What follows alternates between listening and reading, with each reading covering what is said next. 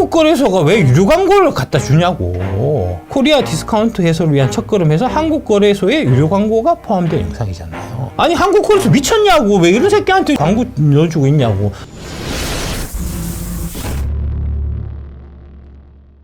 우리나라 기업들은 특정 대주주들을 위한 결정들을 가끔 내리면서 소액주주들의 손실을 감수하는 결정을 내리곤 했습니다. 특정 대주주들의 어떤 경쟁력이나 이익을 위한 우리가 흔히 말하는 쪼개기 상장을 한다든지 아니면 그들의 관리하에 있는 돈을 모든 주주들에게 공평하게 나눠 상생을 해야 되는데 주주환원이 미흡한 주식으로 국내외적으로 악명을 가지고 있습니다.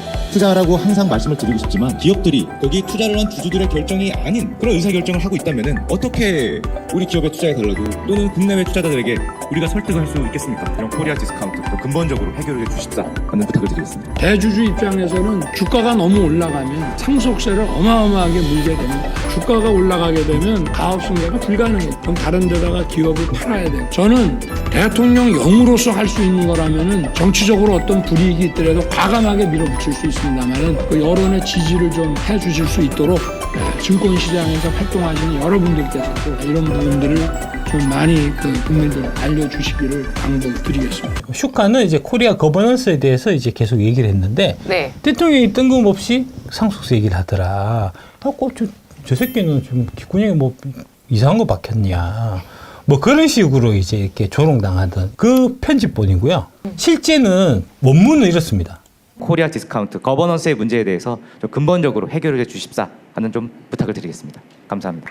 네, 말씀 감사합니다. 저 코리아 디스카운트 문제와 함께 좀 근본적인 원인으로 기업들의 의사결정, 거버넌스 문제 좀 지적해 주셨습니다. 자, 그럼 일반 투자자분들 중에 한 분 정도 말씀 더 듣고요. 그다음에 정부 측 답변 나가도록 하겠습니다. 주식 투자를 하고 있는 정종윤이라고 합니다. 상속증여세에 대해서도 한 말씀 드리고 싶은데 상속증여세가 일부 기업에서 좀 과도하게 부과가 되면 그게 이제 주가를 누르는 현상이 좀 나타납니다. 그거에 대한 피해는 결국 일반 투자자들에게 가게 되거든요. 투자자들에게 좀 불리한 조세 제도들이 아까 말씀하신 그 코리아 디스카운트의 한 가지 원인이 되지 않나라는 생각이 들고요. 그래서 조금 이런 부분들에 있어서 좀 적극적으로 개선해 주시면 감사할 것 같습니다. 전석재 선생님께서 코리아 디스카운트를 이제 우리가 보통 코리아 디스카운트 아까도 제가 세제와 관련해서도 말씀을 드렸지만 주주보호 미흡이라는 측면에서 지적을 하셨습니다. 저도 크게 두 가지가 코리아 디스카운트의 가장 중요한 원인이라고 보고 있고 또 이 두 개가 서로 관련이 있습니다.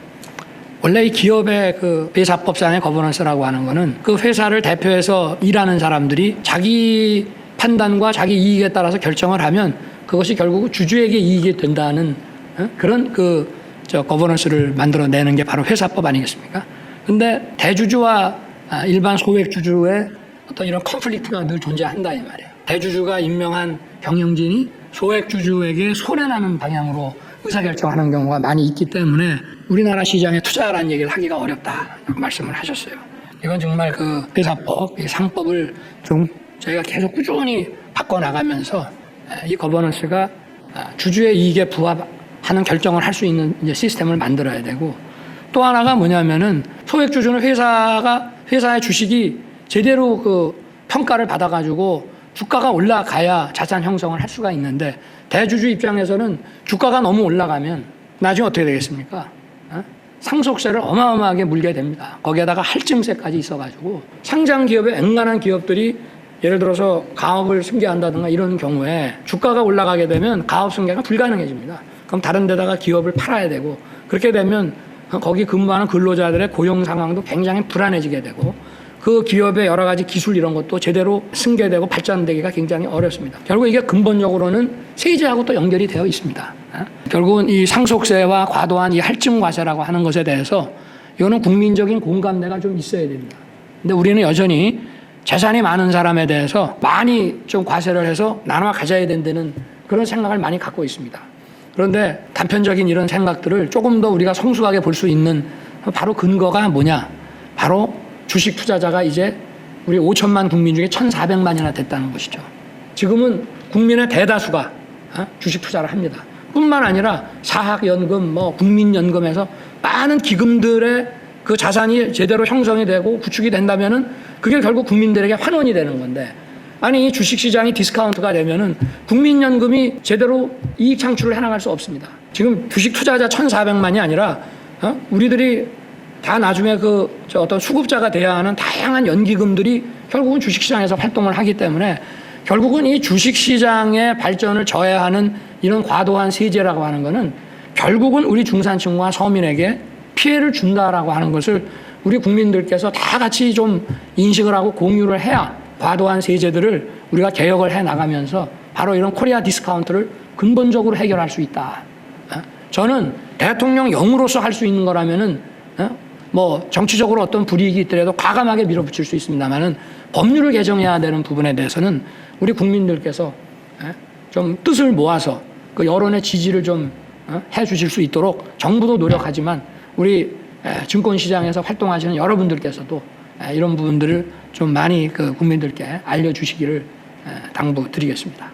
이렇게 정확하게 대답을 했는데 앞뒤를 싹둑 잘라갖고 슈카의 질문에 대해서 맨 뒤에 것만 분명히 슈카의 질문에 대해서 답을 하시고 그 다음에 이제 개인 투자자 정종윤 씨 질문한 이제 상속세, 금투세, 그 다음에 공매도에 관련해서 다 얘기 잘하신 거잖아요. 근데 그거를 슈카가 질문한 거에 갑자기 상속세 이런 얘기했다 하는 식으로 이제 몰아갔던 게 슈카 동질 기사잖아요. 원문으로 쭉 보니까 재밌는 게 예. 슈카님 질문은 굉장히 길었고 예. 그다음 유진기업 그 개인 투자자분 아니 걔는 질문한 게 아니고 걔는 응변한 거고 그 쌍놈 새끼는 진짜 아 새끼가 버르장머리가 없는 개새끼하고 새끼는 진짜 내가 보면 볼수록 개인 투자자 그분은 짧고 핵심적인 예, 거를 예. 타닥 이렇게 예, 쳐주셨거든요. 예, 예. 그랬더니 윤 대통령께서 아 뭐 그 부분도 공감한다고 해서 짧게 대답하고 뒤에 중요한 걸 길게 대답하시고 그러니까 중요한 질문은 정종윤 씨가 다 한 거고 슈카는 지 얘기한 거고 자기 응변한 거고 아니 질문도 없었어 사실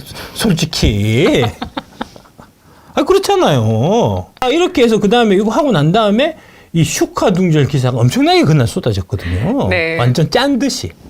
이 뒤에 금융 카르텔에 저는 작업이 있었다고 봅니다.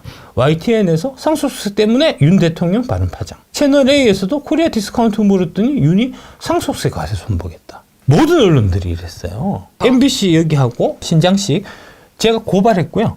대통령 명예훼손으로 JTBC 관련해갖고 제가 김영남 의원을 대통령 명예훼손으로 지금 고발한 상태입니다. 왜 이렇게 했냐면 결국은 이때 당시에 이제 공매도나 금투세나 상속세 이런 게 이슈화가 되면 누가 불편하죠? 사모펀드 카르텔이 불편한 거잖아요. 사모펀드 카르텔이 금투세, 상속세, 공매도 이런 걸로 돈 벌고 있는 건데 공매도, 금투세, 상속세 이슈화돼서 이거 많은 국민들이 알게 돼갖고 이거를 이제 개선하게 되면 그동안 사모펀드 카르텔이 돈 버는 방법이 사라지니까 얘네들이 언론 움직여갖고 대통령을 미친 새끼, 귓구녕 잘 안 들리는 새끼로 지금 몰아간 거잖아요.